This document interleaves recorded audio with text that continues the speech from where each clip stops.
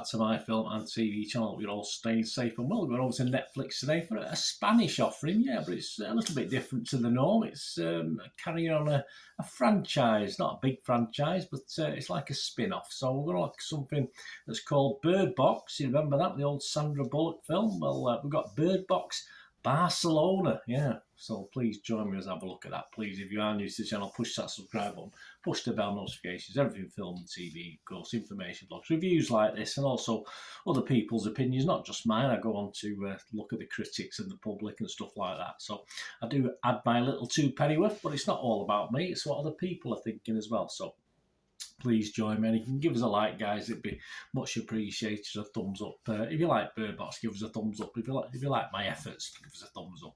Just give us a thumbs up. I'd be very, very grateful. Right, 110 minutes. Yeah, it felt a little long to me. In fairness, a little longer than I'd hoped, which is not always a good sign. I think they could have probably knocked 20, 30 minutes off it. It still probably would have been a tighter, better film.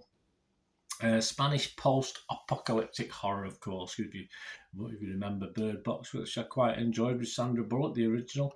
It premiered on Netflix on the 14th of July, and that's when I'm recording this, so unless you just watched it in the late morning, early afternoon. But we do have some scores already, so that's good. It's adapted, of course, from the 2014 novel of the same name by Josh Malerman.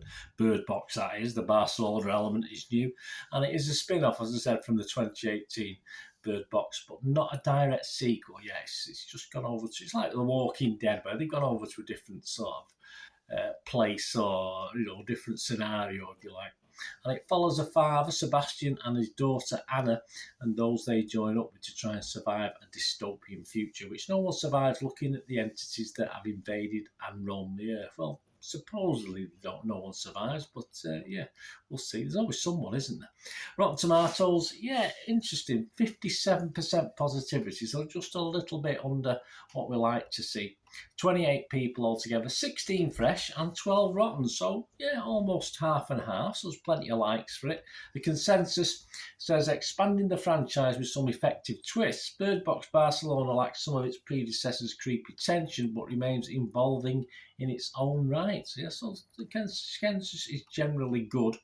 Let's have a look at two of each. 2 rotten, 2 fresh. 2 rotten, James Dyer from Empire magazine. He said, a largely uninspiring retread of a superior film. This has some decent moments and enough gnarly deaths to keep horror hounds vaguely entertained until the inevitable arrival of Bird Box Santorini. See what he did there. Yes, that was quite funny. Katie Erbland from IndieWire said, Bird Box Barcelona strayed so far from what made the first film interesting, scary, and yes, timely, that it remains but a distant memory, as if someone pulled a blindfold over our collective cinematic memory. That's true. Yes, the faster pace doesn't mean it's perhaps scarier. The tension, there's not the tension you get from the original. Fresh is another fresh, David Rooney from Hollywood Reporter. He said, the movie is technically accomplished, well acted, atmospherically unsettling, and certainly watchable. Just. So, yeah, I mean, that was a borderline, or a bit like that on Rotten Tomatoes. You've only got rotten or fresh, haven't you? And I think that's a little bit that way. Jeanette Katsoulis from New York Times said, directors Alex Pastor and David Pastor have come up with a spin-off feature, Bird Box Barcelona, minus Bullock, but with the addition of a rather nifty and depressingly credible faith-based twist. Yeah. Okay, I think the twist could have been done better, but yeah, it is a twist. Could have been expanded a little bit more. Metacritic, the other site we look at, the critic site, only 15 critics, 4 positive, 10 mixed, that's okay, and 1 negative. So again, not too bad. It's got anywhere between 25 out of 100 and 70 out of 100. And the lowest score was from Lindsay Barr from the Associated Press. She said, there's no thrill, entertainment or insight to be gleaned in watching the myriad ways people can die by their own hand. It's just awful. And this is not a film that is interested in grappling with the trauma in any interesting or helpful way. Instead, it is 2 hours of unpleasant drudgery. Well, it's not quite 2 hours, but I mean, it's a horror film. It's not particularly going to be unhelpful in any way of helping people cope with certain things. But hey, it's just a horror film. It's not there to sort of psychoanalyze anything. But anyway, I know what she's getting at. Screen Rant's Fedosa Abdi, though, liked it, 70 out of 100. said the film is an effective, thrilling, frightening horror, perfect for those who enjoyed Bird Box and are thrilled by the prospect of this of more of it. Well, I was thrilled by the potential. I was thrilled by the prospects. I'm a little disappointed with the result, although not a total disappointment, but a little disappointed. So just to sum up, guys, these are my thoughts. I mean, an interesting, as I said, an interesting concept. There is a twist. I quite liked it, but it never fully worked all the way through for 110 minutes, however long it was, which was too long for me. I did like the twist of the opening 30, 45 minutes. I thought it was quite clever. But sadly, the longer the film went on, apart from odd scenes that I found okay, it just got a bit less interesting the longer it went on. A good cast, well put together, definitely well put together cinematically as well. It's not bad at all.